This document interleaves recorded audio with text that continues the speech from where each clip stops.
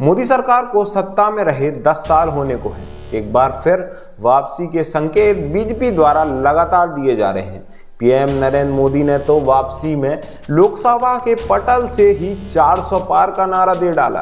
अब बीजेपी मानकर चल रही है कि मंदिर राजनीति, पिछड़ा कार्ड और पीएम मोदी की लोकप्रियता उसे फिर सत्ता में लाने वाली है। लेकिन इस एक बड़ी राहत देश को सर्वोच्च न्यायालय से पूरे विपक्ष के लिए भी आई है। दरअसल हाल ही में चंडीगढ़ में मेयर का चुनाव हुआ था। बीजेपी की जीत हुई, मेयर भी पार्टी का बन गया, लेकिन इन नतीजों ने एक बड़ा विवाद खड़ा कर दिया। विवाद था धांधली का, पारदर्शिता की कमी का। असल में उस चुनाव में बीजेपी उम्मीदवार को मिले थे सिर्फ 16 वोट, जबकि आम आदमी पार्टी और कांग्रेस के संयुक्त प्रत्याशी के खाते में गए 20 वोट। अब सामान्य गणित कहता है कि इंडिया गठबंधन के उम्मीदवार को ज्यादा वोट मिले हैं, ऐसे में मेयर भी उनका ही होना चाहिए। लेकिन यह एक बड़ा खेल हुआ है। चुनाव के समय जो रिटर्निंग ऑफिसर थे, उन्होंने कुल 8 वोटों को निरस्त ही कर दिया, उन्हें स्वीकार ही नहीं किया गया। इस वजह से जिस इंडिया गठबंधन के प्रत्याशी को 20 वोट मिले थे, वो घटकर 12 रह गए और इस तरह बीजेपी प्रत्याशी की और पार्षद भी पार्टी का ही बन गया। अब सुप्रीम कोर्ट ने सोमवार को जब इस मामले में सुनवाई की तो 2 टूक और तल्ख अंदाज में उसे रिटर्निंग ऑफिसर की नीयत पर सवाल उठाए गए। यहाँ तक कहा गया कि ये लोकतंत्र की हत्या है। इस प्रकार के मजाक को बर्दाश्त नहीं किया जा सकता।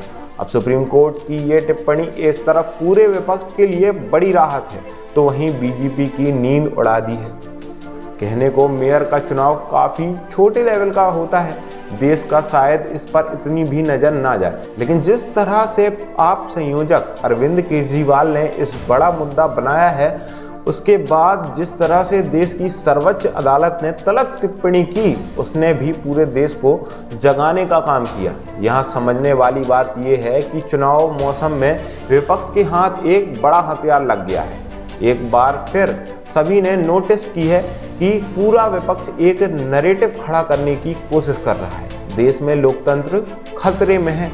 विपक्ष के पास अपने तमाम तर्क मौजूद हैं, जिस वजह से वो देश की जनता के सामने कई सालों से यही राग अलाप रहा है। लगातार हो रही विपक्ष नेताओं पर कार्रवाई, कई राज्यों में अचानक से चुनी गई बीजेपी की सरकार, ये तमाम वो मुद्दे हैं जिसके दम पर विपक्ष लोकतंत्र को बचाने की दुहाई दे रहा है।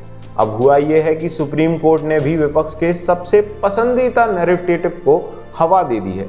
कोर्ट ने कह दिया है कि लोकतंत्र की हत्या हुई है। ये सच है कि सुप्रीम कोर्ट ने किसी पार्टी का नाम नहीं लिया, बल्कि सिर्फ रिटर्निंग ऑफिसर की नीयत पर सवाल उठाए। लेकिन जनता के बीच में आम आदमी पार्टी ने पहले ही परसेप्शन सेट कर दिया था कि धांधली तो बीजेपी वालों ने ही की है। ऐसे में जब सुप्रीम कोर्ट ने भी उस चुनाव पर सवाल उठा दिए, विपक्ष ने आराम से इसे लपक लिया और देश की सबसे बड़ी पार्टी को ही किरकिरी हो गई। इस माहौल को प्रियंका गांधी के एक्स प्लेटफॉर्म पर लिखे गए पोस्ट में भी समझाया गया है। प्रियंका ने कहा कि बीजेपी तो लोकतंत्र को खत्म कर रही है, जिससे लोगों की आवाज को दबाया जा सके, लेकिन अब ये सब देश के सामने आ चुका है। जनता ही जवाब देने वाली है कि आम आदमी पार्टी ने भी सुप्रीम कोर्ट के फैसले का स्वागत किया और बीजेपी को सबसे भ्रष्ट बता दिया। अब इस पूरे विवाद को विपक्षी नैरेटिव की जीत की नज़र से देखा जा सकता है।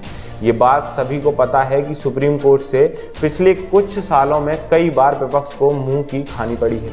ये समझाना इसलिए भी ज़रूरी है क्योंकि विपक्ष ने कई बार कुछ मुद्दों पर ज़रूरत से भी ज़्यादा समय इन्वेस्ट करने का काम किया है, लेकिन सर्वोच्च अदालत में जाकर वो मुद्दे ही हवाई निकल गए और पूरा फायदा बीजेपी और मोदी सरकार को मिला है। उदाहरण के लिए राफेल का मुद्दा, जिसमें पूरे विपक्ष ने एक सुर में कहा कि आज़ाद भारत का सबसे बड़ा घोटाला सामने आ गया है, संसद चलने नहीं दी गई।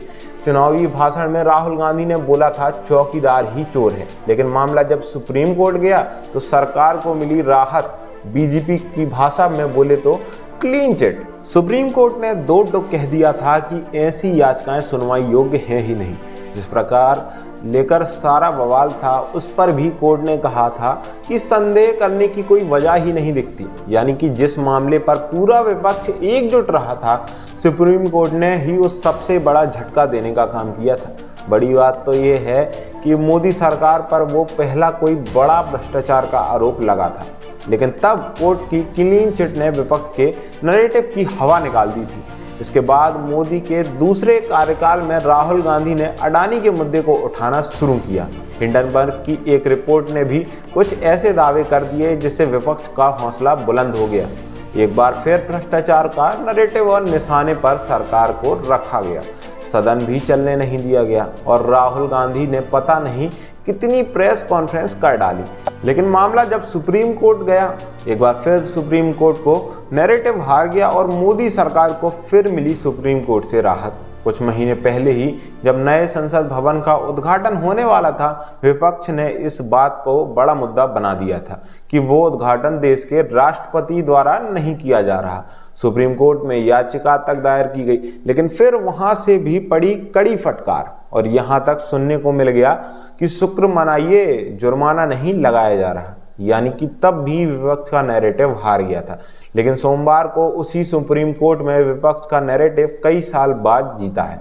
चंडीगढ़ चुनाव को लेकर अभी तक सर्वोच्च अदालत की जो भी ऑब्जर्वेशन रही है, वो साफ बताती है कि इस बार विपक्ष और अदालत एक पेज पर है। वहीं सवालों के घेरे में आ गई है सरकार और बीजेपी।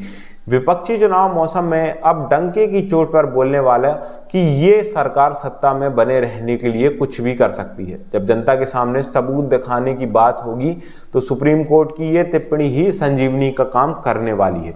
वैसे संजीवनी तो ये विपक्ष के लिए इसलिए भी साबित होने वाली है क्योंकि बीजेपी जिस तरह से भ्रष्टाचार को बड़ा मुद्दा बना रही है, जिस तरह से सोरेन की गिरफ्तारी की, काले धन के खिलाफ एक्शन दिखा रही है, इस बीच ये धांधली के आरोप जनता के बीच में मोदी और बीजेपी दोनों की लोकप्रियता को धूमिल कर सकती है। तो यही था हमारी आज की इस वीडियो में। अगर आपको ये वीडियो पसंद आई है तो वीडियो को लाइक करें और चैनल को सब्सक्राइब करें। वीडियो देखने के लिए धन्यवाद।